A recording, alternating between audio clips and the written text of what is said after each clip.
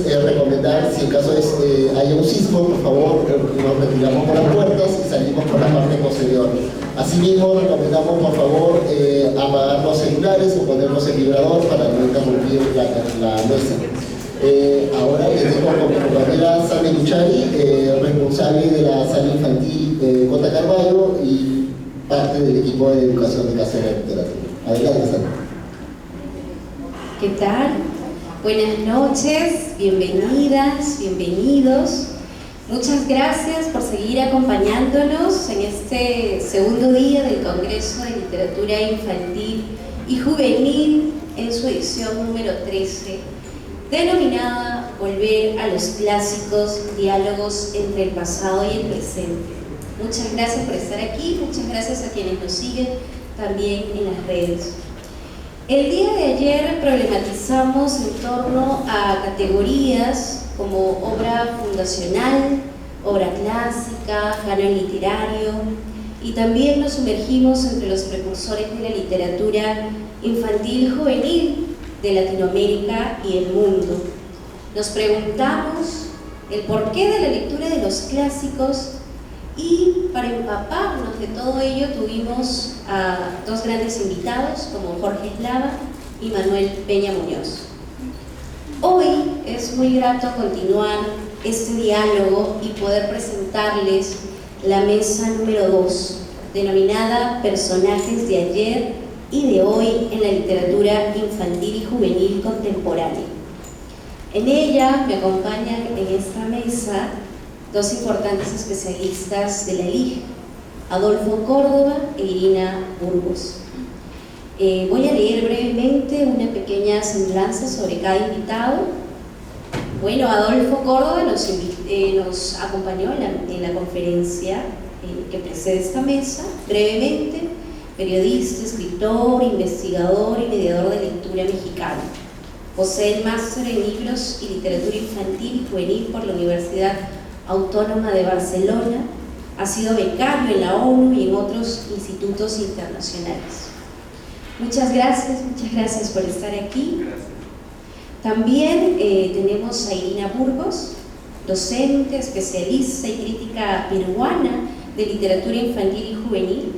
Estudió educación en la Universidad Nacional de Piura y cuenta con estudios de maestría en literatura infantil y juvenil y animación a la lectura por la Universidad Católica Sede Zapital. Desde 2005 se dedica exclusivamente al trabajo con la literatura infantil orientada a la apreciación y crítica de este corpus, la educación literaria y la asesoría en planes de lectura. Dirige el blog de apreciación y crítica de literatura infantil en un lugar muy lejano. En la actualidad labora en la Biblioteca Nacional del Perú. Bienvenida, Irina. Vamos a empezar esta conversación, este diálogo entre ambos invitados, con una primera pregunta. Para ustedes, ¿qué personajes son emblemáticos en la literatura infantil y juvenil? Así, para ustedes, específicamente. Cualquiera de los dos puede comenzar.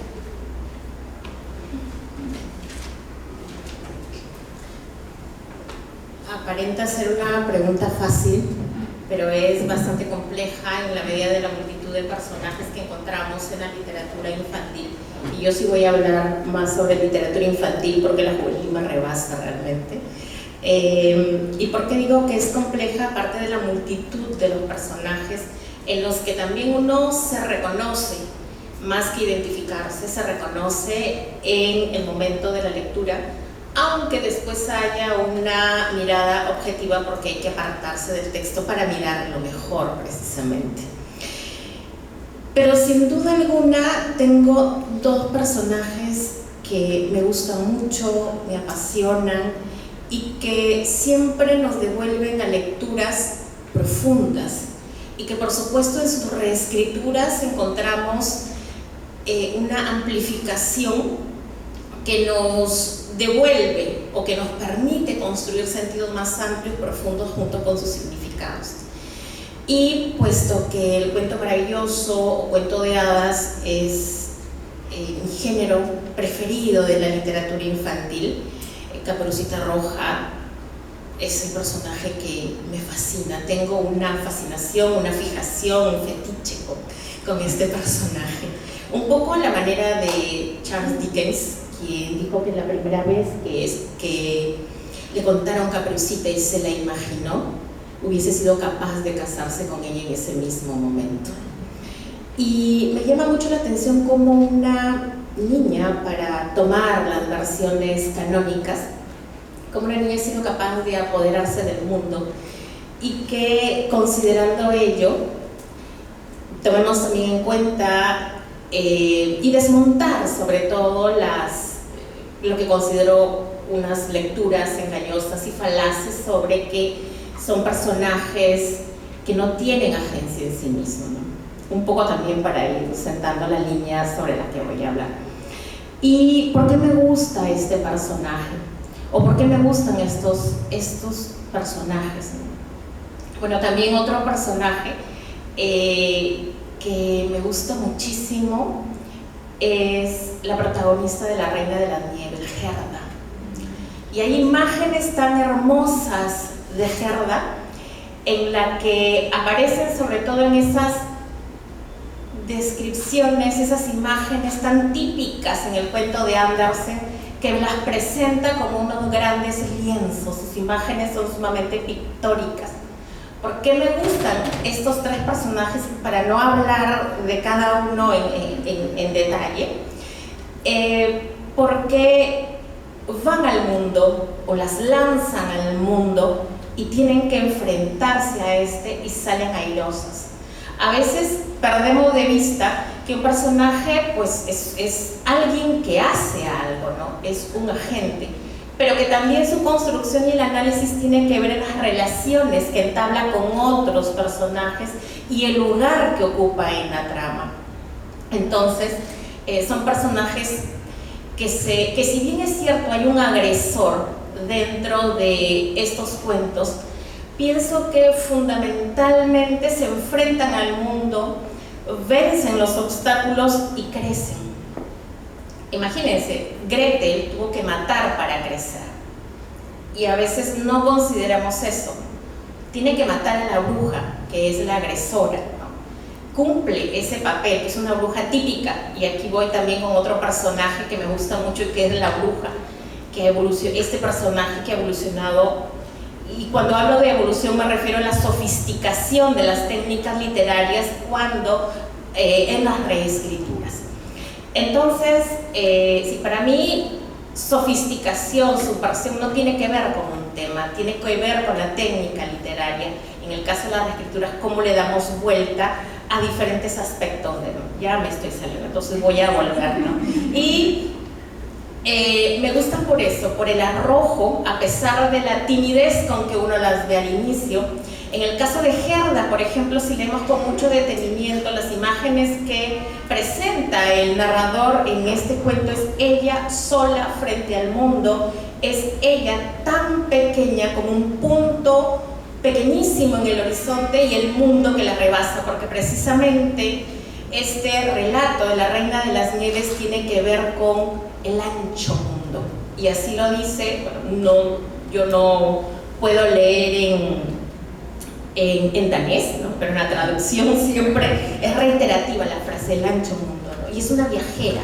¿Y por qué sale ella? Porque tiene que rescatar a Kai. Y aquí también coloca Andersen una cuestión que ahora, en este momento, si no conocemos la tradición, asumimos que mujeres que salen a buscar, en este caso, Gerda que sale a buscar a Kai, porque siempre estamos en esa tónica de que es un hombre que busca a una mujer, pero en este caso es ella quien lo busca a él y tiene que enfrentarse a su mayor oponente, que es la Reina de las Nieves.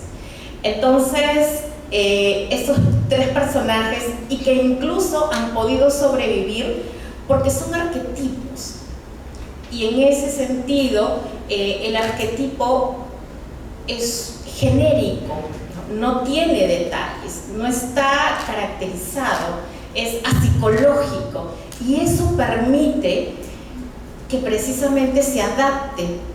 a diferentes tiempos, a diferentes contextos. El problema es cuando nos quedamos en el estereotipo, y ese ya es otro asunto, ¿no? Pero, o retornando más que pero, me gusta por eso, ¿no? Porque finalmente ellas salen ganando. Y Caperucita, bueno, igual sale ganando. Irina, solo así mencionaste 3 personajes emblemáticos. ¿Podrías hacer el listado de los 3? Escuché más, o me pareció. Sí, 3. Aunque de hecho tengo más, pero ya. Pero vamos a Pipi calzón larga, por ejemplo. Y qué casualidad que sean mujeres. Recién me doy cuenta que me gustan mucho los personajes femeninos, ¿no? Antes de que profundices también estos personajes, porque hemos ido ya a algunas categorías, como arquetipo también, es lo último que se estuvo mencionando, pero también un poco de la escritura, y lo vamos a conversar también en esta mesa. Quisiera conocer los personajes emblemáticos también de Adolfo. Sí, gracias. Oye, me encanta. ¿Ahí me oyen? Ahí, sí. Hola, hola, hola. Ahí, hola. ¿Sí? Ah, ahí está. Me encanta Gerda, a mí también, pero voy a hacer esto. Ahí está. Oye, me encanta Gerda, me encanta compartir este espacio con Irina y con Sandy. A Sandy, que la conocí en la sala de lectura y en otros espacios aquí, y a Irina, de quien me habían dado muchos referentes sobre su estudio de cuentos de hadas. Somos 2 locos de los cuentos de hadas. Qué bien, gracias por ponerme escucha de Ronnie aquí. Y efectivamente a mí Gerda me encanta también. O sea, ese cuento de la Reina de las Nieves es de mis cuentos favoritos de la vida. Es como una pequeña novela, de hecho es un cuento muy largo, es como una novela corta. Sí, exacto. Y sí, la bandera. Oye, me leíste la mente. Esto ya es así como, me leíste la mente. Iba a decir que la leíste. O sea, yo sí creo que eso. La hija del bandolero o la bandolerita es otro gran personaje femenino ahí, es extraordinario. Y yo descubrí hasta hace poco que está metido en mi cabeza más de lo que creía, porque por ahí salió en un cuento, en La Noche de la Vida, justo que mencionábamos. Y la bandolerita, la hija del bandolero, es un personaje que de alguna manera primero secuestra a Gerda, pero, y la escena esa donde duerme con el cuchillo en la garganta. Oye, estamos como super 2 grupos de Gerda, ya sabes. Ahorita vamos a incluir a la audiencia. Y es que mire, hay un momento donde Gerda está en su viaje increíble y tal, y de pronto hay unos bandoleros que se la llevan. Y esos bandoleros, en esos bandoleros hay otra niña que también es un gran arquetipo como de la niña o el niño salvaje, rebelde. El buen salvaje, exacto. Y bueno, le dice a Gerda que, o sea, a Gerda, todos le hacen caso a ella y cuando se van a dormir, duermen juntas en la misma cama, pero para que Gerda no se le escape, duerme con un cuchillo aquí puesto en el cuchillo. Así duerme, claro, pobre Gerda está así de, ¿qué me va a pasar? Pero es un personaje que tiene un cambio radical, o sea, siempre hubo como un poco de complicidad, y al final libera a Gerda y le da un reno para que continúe su viaje. Entonces realmente se crea una como amistad. La imagen de ella en el reno. La imagen de ella en el reno, sí, te la manejo, me encanta. Y sí, ya se fue uno, ¿cierto? Sí, la pregunta estaba yo como entusiasmado. Claro, a mí Andersen me fascina, me marcó, o sea, podríamos coincidir en Gerda, o la hija del bandolero, la bandolerita me gusta más. Y bueno, es que no sé si seguir en los cuentos de hadas, porque me encantan los cuentos de hadas, pero mientras pensaba, anoté aquí a Pascuala Corona, que es una escritora, pero me gusta pensarla como personaje, porque también, como contó ayer Manuel, ella se puso ese seudónimo inspirada en una de las nanas que le contaba historias.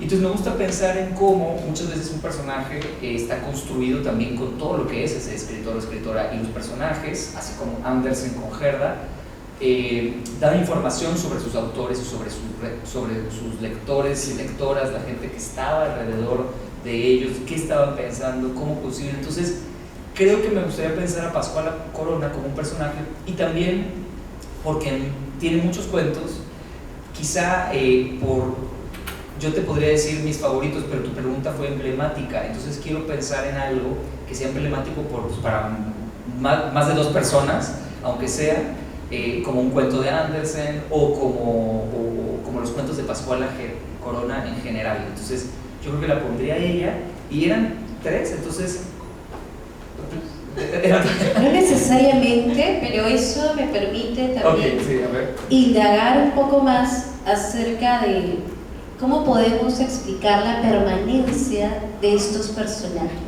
Claro. O al menos qué los caracteriza, que permite que atraviesen el tiempo. Pues Irina ya dio una clave que igual a mí me interesaría justo seguir escuchándola, eso de que es arquetipo. Y me gustó cómo lo dijo, como que de alguna forma son como un molde en el que se puede vertir otro soporte, otro contexto. Pensemos que los clásicos es una buena manera de redefinir y pensar los clásicos como decía Irina, como con arquetipos que han pervivido en el tiempo y que de alguna manera permiten que uno pueda adaptar, amplificar, rellenar ahí ese molde, si decimos, de diferentes formas, ¿no? ¿O tú qué piensas? Bueno, tú dijiste eso, entonces supongo que estarás de acuerdo, pero me gustaría escuchar más. Claro, porque además el arquetipo tiene que ver, claro, con la literatura, pero también con los aspectos culturales. Claro. Entonces, el arquetipo de todas maneras tiene que ver con las ideas que tiene una cultura en un determinado momento. Y también no perder de vista que esto tiene mucho que ver con las culturas ágrafas. Entonces se necesitaba en las culturas ágrafas este tipo de personajes que no fuesen complejos, que su simplicidad permita ubicarlos rápidamente en la memoria y memorizar cómo eran estos, junto con el lenguaje formular. Entonces, como todavía tenemos la permanencia de parte de la oralidad, seguimos también con los arquetipos porque precisamente esa simplicidad los ha sembrado a través del tiempo, y además la elasticidad de este tipo la elasticidad narrativa permite colocar varios elementos, ¿no? Permite colocar, por ejemplo, justamente Adolfo hablaba, y es una de las grandes estrategias literarias, cambiar el contexto. Cambiar el contexto permite precisamente actualizarlo, llamarlo de alguna manera, actualizar un cuento. Y en el caso de los arquetipos, estos tienen que ver con el cumplimiento de una función social específica. Es decir, definitivamente no podemos verlos, ¿no? como personas, ¿no? Son planos, y al cumplir una función social específica nos permite ubicarlos rápidamente. Por ejemplo, la princesa, que tiene que ver con la nobleza, pero también que tiene que ver con esas características. Eso es arquetípico para la Casa de la Literatura peruana. Puede subir. Sí. Entonces representan fundamentalmente valores, virtudes, defectos en una determinada sociedad. Y por supuesto, y es lo que dice Antonio Rodríguez Almodóvar, este tipo de personajes son el reflejo del código oculto de una sociedad. Nosotros, porque estamos sumamente distantes del contexto en que se crearon este tipo de personajes, hemos perdido de vista cierto símbolo, porque ya no estamos en ese tiempo, porque precisamente la escritura a distancia y objetiva, y claro, pues la escritura está para fijarlos, para que no se pierdan. Ahora, también puede suceder, por ejemplo, a veces hablamos, por ejemplo, de historias estereotipadas, ¿no? Pero eso tiene que ver, el estereotipo tiene que ver fundamentalmente con las creencias, con las ideas que una sociedad le ha acuñado a un determinado grupo social, ¿no? Porque a veces podemos escuchar, por ejemplo, qué estereotipado que es este relato, y a veces se confunde, ¿no?, el estereotipo con el arquetipo, y por eso decía, el problema es cuando se queda en el arquetipo, con el estereotipo, perdón, y con ese esqueleto, digamos, de características, y no se va más allá. E incluso es una forma de calibrar la calidad literaria en un determinado relato. No sé si podemos hablar de las estrategias que se usan. Lo tenía aquí justo en la punta de la lengua, a raíz de los comentarios de ambos. y también de la conferencia que escuchamos hace unos minutos, y era acerca de reescribir, ¿no? Reescribir el cuento, mantener los símbolos, el arquetipo, pero ¿hasta dónde va esa reescritura? ¿Hay límites? ¿Es posible? ¿No? Ya vamos entrando. Quédense con nosotros para escuchar la respuesta. Entonces, adelante. Sí, es buena pregunta. Como que ahora que escuchaba a Irina y escucho a Sandy, pensé que pareciera algo muy moderno, pero en realidad es algo que se viene haciendo desde la Ilíada y la Odisea, básicamente. Y los mitos griegos sentaron las bases de muchos arquetipos, por ejemplo, que podemos identificar como arquetípicos, que luego se han recontado, se han reescrito de mil formas. Entonces, no es una característica de nuestro tiempo. Lo que es tal vez una característica de nuestro tiempo es reconocer el gesto, por ejemplo, que los autores no esconden que están haciendo una reescritura y lo hacen, por ejemplo, autoparódico o metaliterario, y hay una reflexión sobre la intertextualidad, el entretejido de textos, algo que la posmodernidad ha celebrado, que tiene que ver con mirar la huella del poema anterior y ver cómo se interviene, por ejemplo, el arquetipo. Es como si de alguna forma muchas de las escrituras hoy nos mostraran el arquetipo del que hablaba Irina y nos lo dijeran, y nos mostraran también cómo juegan con él, porque lleva tanto tiempo reproduciéndose que además para los lectores infantiles en particular y las lectoras infantiles hay un gozo en reconocer de manera subconsciente, dicen algunos, o de manera muy consciente si ya tienen esa experiencia lectora, ese arquetipo. Ah, es Caperucita, pero esta es una Caperucita criolla, ¿no? Como la de Aquiles Nazoa. Y entonces se pueden relajar porque ya conocen la historia y eso les da también un orden al caos de historias. También creo esa es una de las características por las cuales creo que seguimos releyendo y reescribiendo clásicos, porque es un telar común, y es riquísimo que en un telar común podamos ver trazas de singularidad, ¿no? Realmente creo que es una de las cosas que como seres humanos más esenciales nos resultan, justo las reescrituras.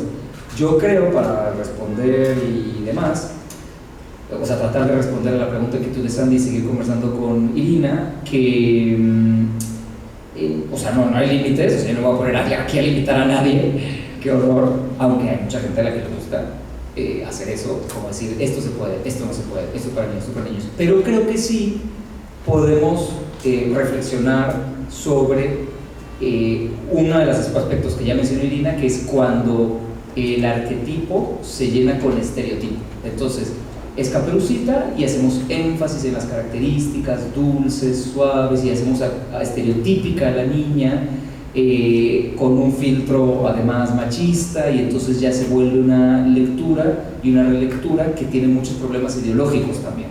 Entonces, más que uno no va a limitar a nadie, pero creo que en todo caso, si nos quedamos con esta idea del límite, mi límite como lector para promover como mediador de lectura una reescritura sería ver críticamente cómo juega con el arquetipo, cómo escapa de los estereotipos y cómo extiende el relato, o sea, sin renunciar a la reescritura en sí, ¿no? No es que va a escribir algo nuevo, sino cómo juega con estos elementos, y mi límite sería entonces más bien la forma más que el fondo en este caso, ¿no?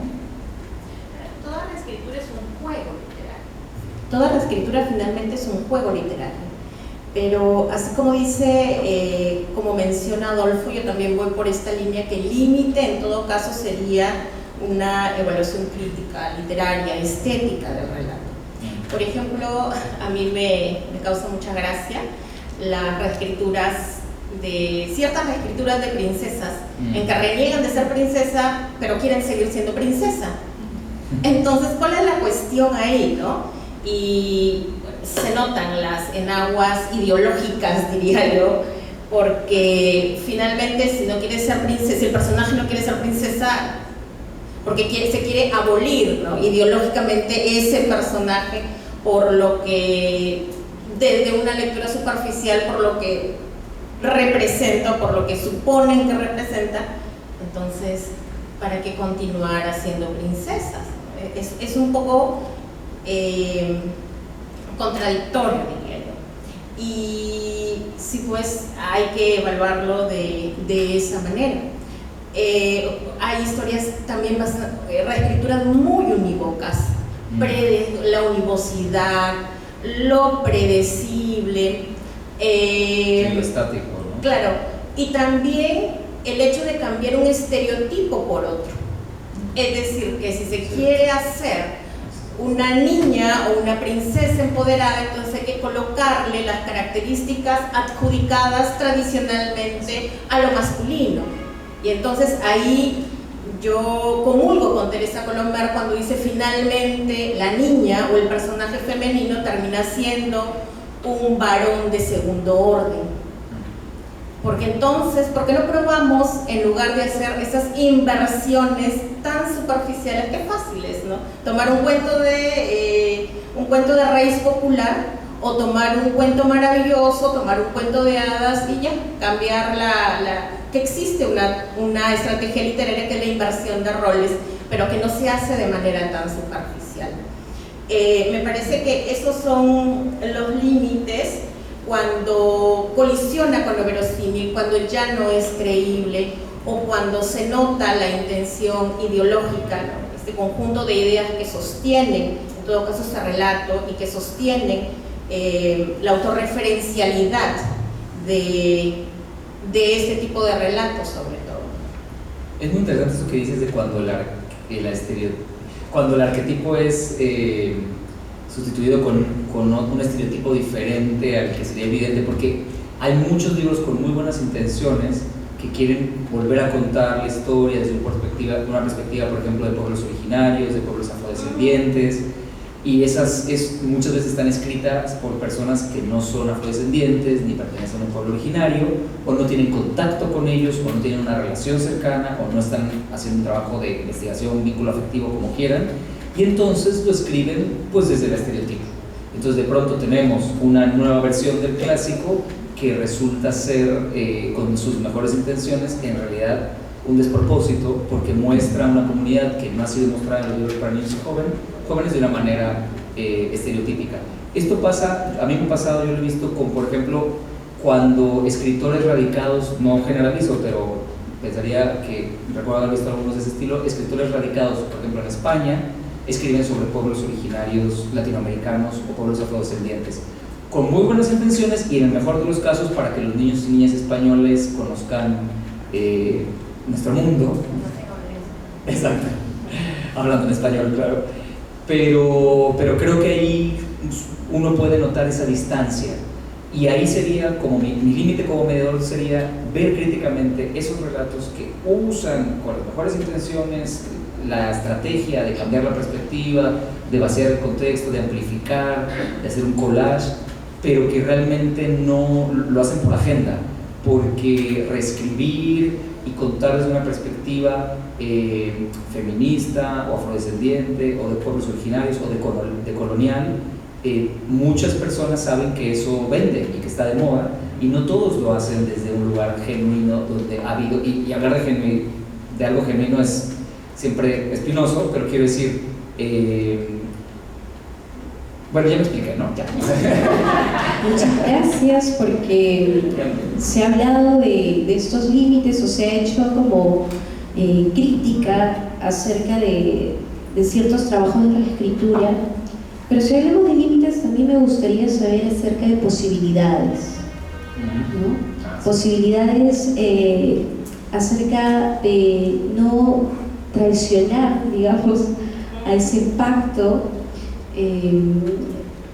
de símbolos, de arquetipos, de complejidad en estos personajes, por ejemplo, los que mencionaron en la primera pregunta. Bueno, Adolfo tiene la mirada como escritor y él trabaja literatura derivada, ¿no? Y tenemos la mirada de una crítica literaria. Entonces me gustaría saber si han encontrado técnicas o han identificado técnicas de escritura en donde sí es posible mantener ese pacto. Está buena, Sandy, está buena, muy buenas preguntas, está haciendo pensar. Hay varias, ¿no?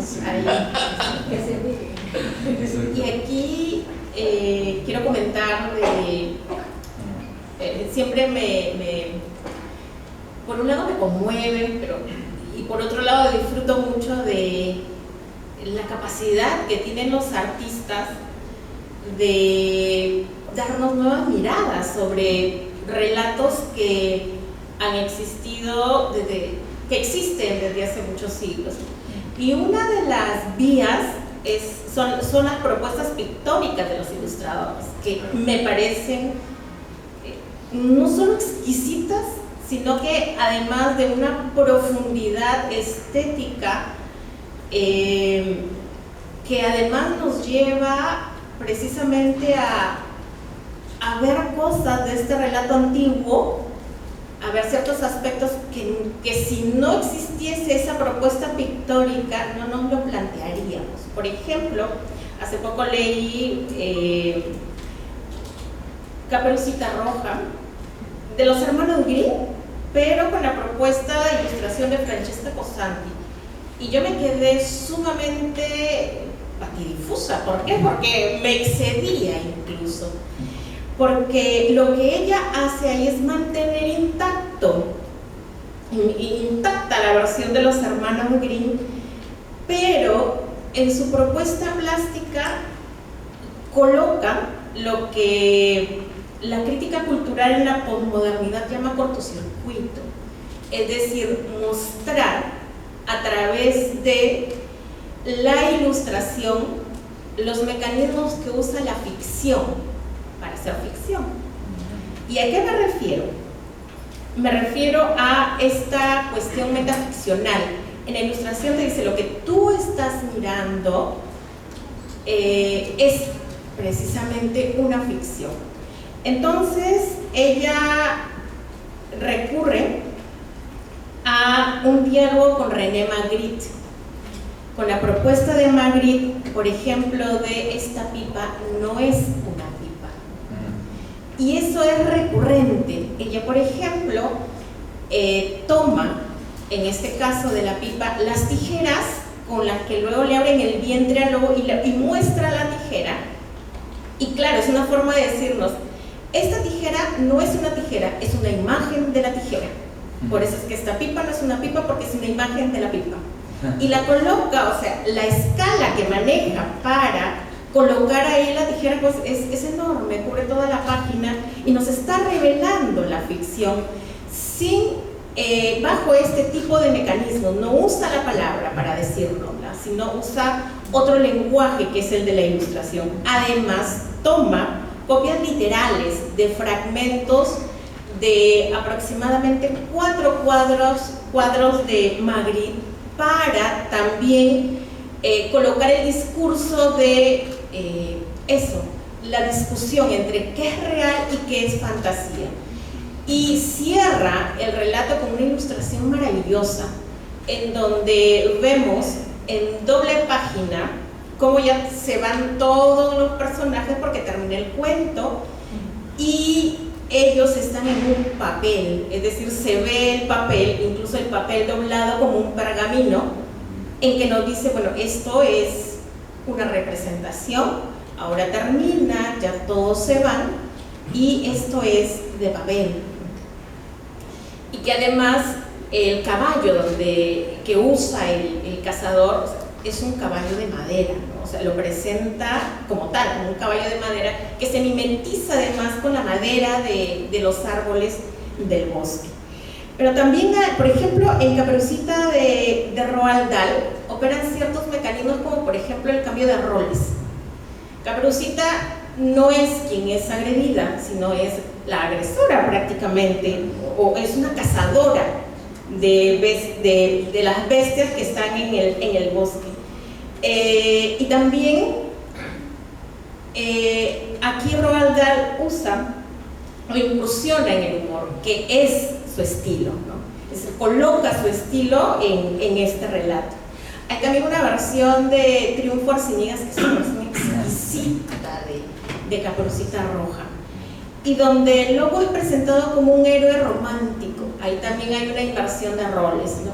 Y Caperucita es presentada como una adolescente sumamente desafiante, que roza lo delincuencial, que siempre porta una navaja, que urde una trama para que el lobo se coma a la abuela y ella heredar y quedarse con toda la fortuna. Ahí hay alteraciones en la secuencia, hay cambio de roles, hay nuevos puntos de vista, porque quien sostiene la narración es el lobo en primera persona, que pareciera que se está defendiendo ante un tribunal.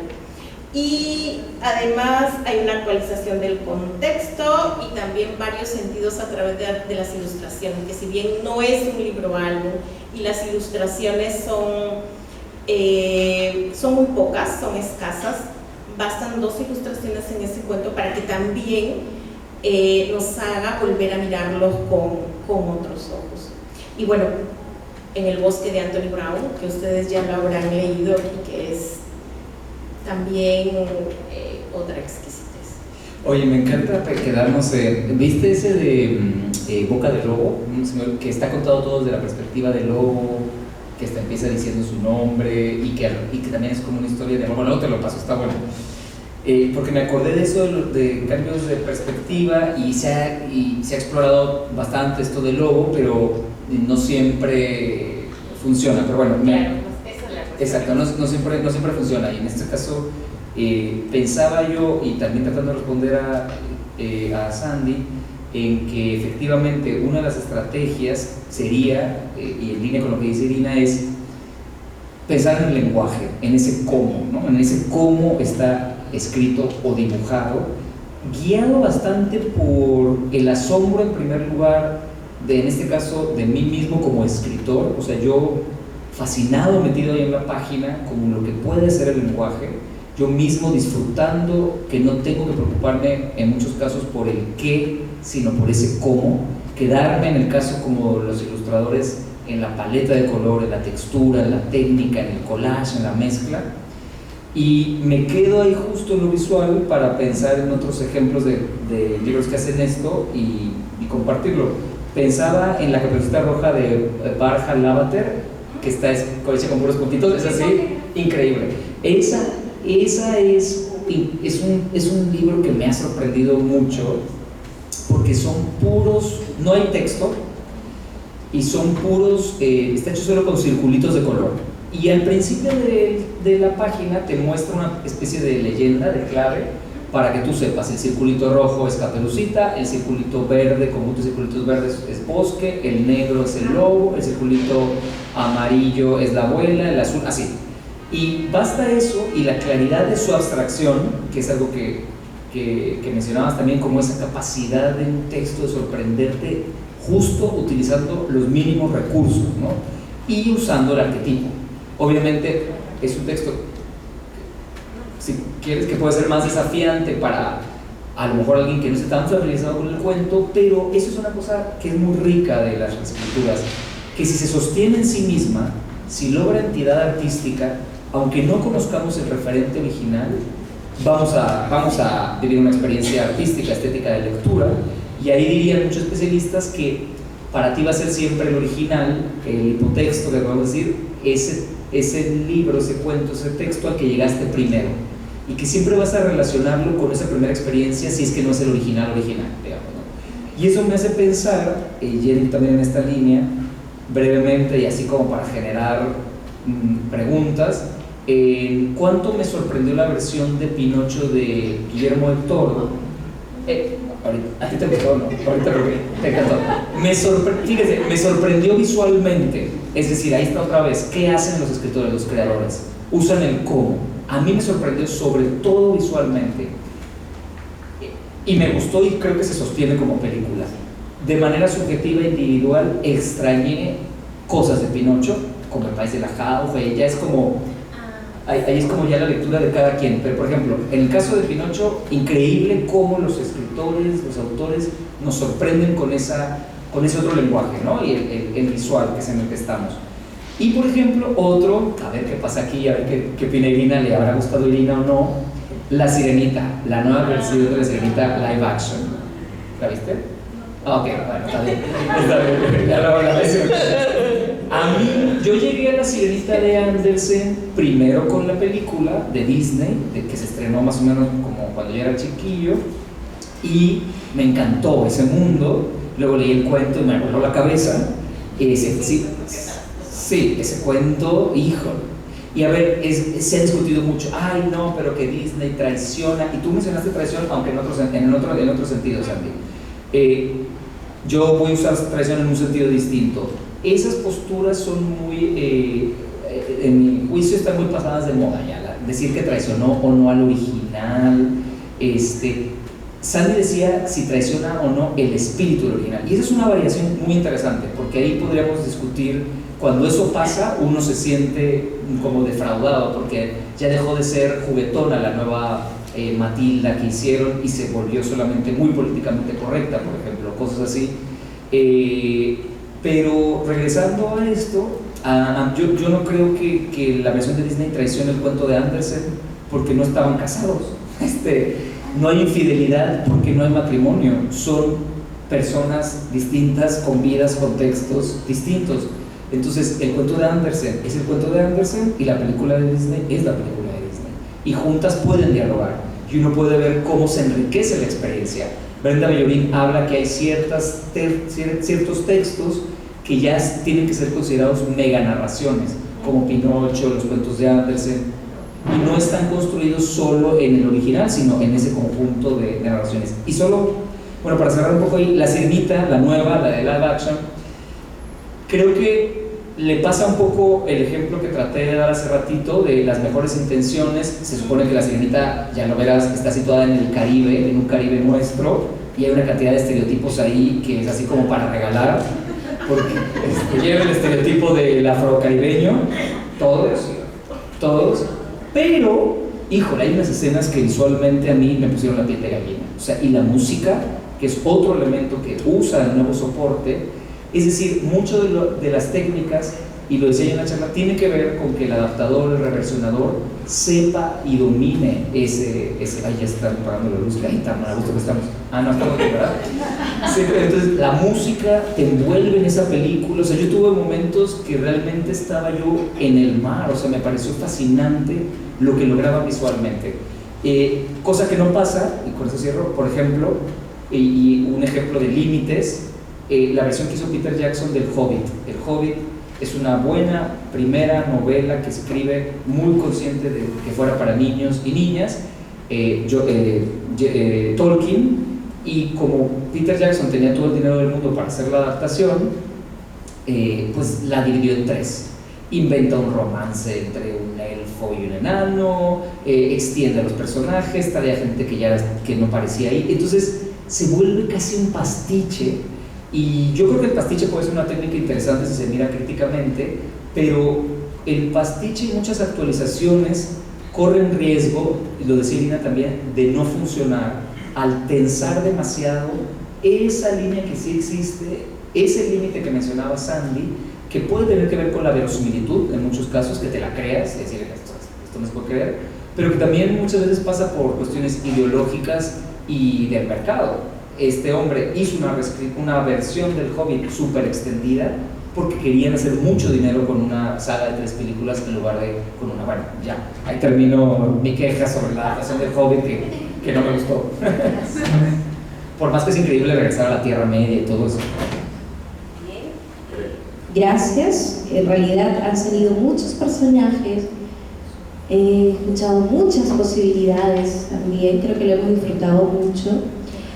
Aprovechaba también comentarles que se ha hablado de mega narraciones, pero quería dejar en mesa también las constelaciones literarias, que es un poco lo que también hemos trabajado aquí en Casa de la Literatura, y se ha hablado del personaje de Caperucita. Entonces, en estos 3 días del Congreso ha habido una exposición de constelaciones literarias en nuestra biblioteca Mario Vargas Llosa a propósito de distintas posibilidades, y esta constelación de Caperucita Roja y otra constelación de viajeros inmigrantes, ¿no? Si no lo vieron, todavía están a tiempo de ir a explorar y conocer con el material en mano de esto que se ha ido construyendo y disertando en la mesa. Hablamos también, surgió controversia, ¿no? Nos adelantamos con la controversia, pero ya para cerrar también quería ir recogiendo sus últimos comentarios sobre estas posibilidades de diálogo entre el ayer y el hoy, solo para cerrar eso. Antes de, también quiero referirme así un poquito a Pinocho de Guillermo del Toro. A mí me fascina cómo está construido Pinocho. O sea, se notan los ojos de la madera, la textura de la madera, o sea, es defectuoso como es el personaje, ¿no? O sea, su forma es así. Y también rescato otros dos elementos, la exploración de la paternidad. Perdemos de vista que Geppetto es un padre soltero y es un hombre que anhela tener un hijo, y que por cierto no vemos, no exploramos mucho la cuestión de la paternidad en la literatura infantil, o no se explora mucho.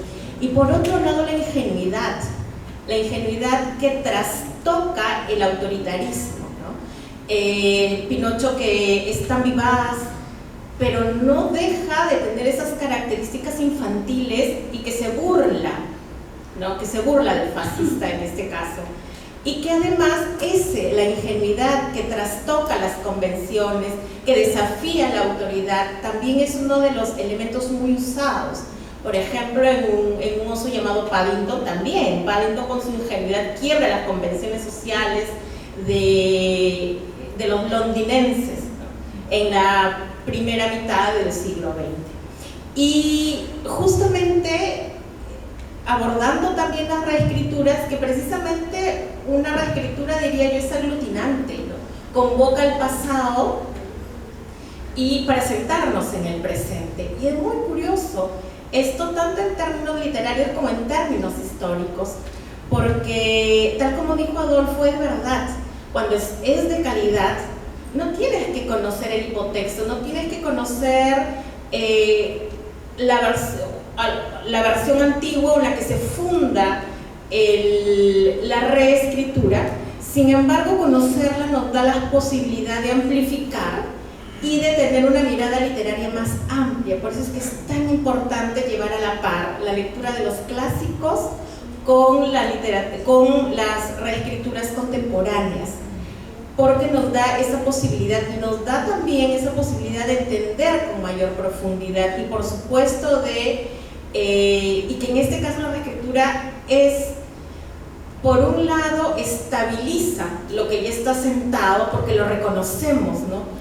Y sentimos, o en el caso en la recepción, estabiliza lo que ya conocemos, ¿no? Es una posibilidad de cerciorar el conocimiento literario, pero por otro lado también es desestabilizadora. Yo pienso que hay una tensión ahí entre estabilización, desestabilización, y es un vaivén.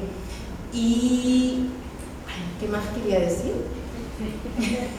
No sé si respondí a tu pregunta, Sandy. Sí, estamos bastante bien. Entonces, bueno, eso. Gracias, Irina. Me gusta esta palabra que usó Irina de aglutinante, porque me lleva a un lugar de juego, y creo que por eso al final mucho lo que estaba diciendo Irina ahora tenía que ver con este diálogo entre el clásico y las reescrituras.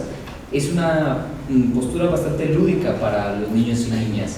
Es divertido hacerlo, o sea, como que es divertido y es gozoso, no solo desde el punto de vista del creador o creadora, sino, como decía yo hace rato, del lector. Entonces, de alguna forma, creo que algo que pasa con las reescrituras, y que también me gustó que regresaras a Pinocho, a esa ingenuidad, que en su ingenuidad es muy potente y que es capaz de atravesar al opresor, al que lo quiere dominar históricamente, culturalmente.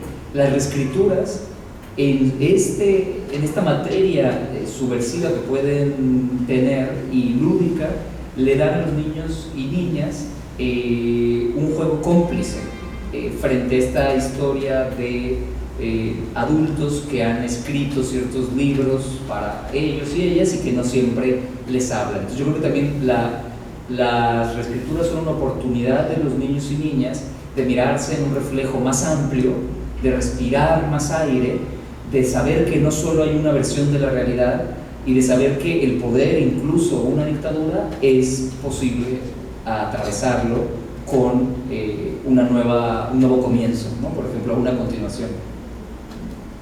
Creo que ese poder que da niños y niñas es lo que a mí más me conmueve y lo que más me entusiasma de que estemos reunidos conversando alrededor de relecturas de clásicos infantiles y juveniles, esa posibilidad para ellos y ellas.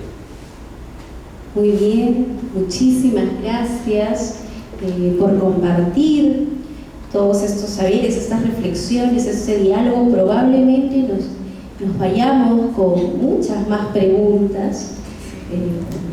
Hoy día hemos intentado resolver algunos temas, pero esto va a seguir, esta búsqueda constante, este diálogo, estos encuentros.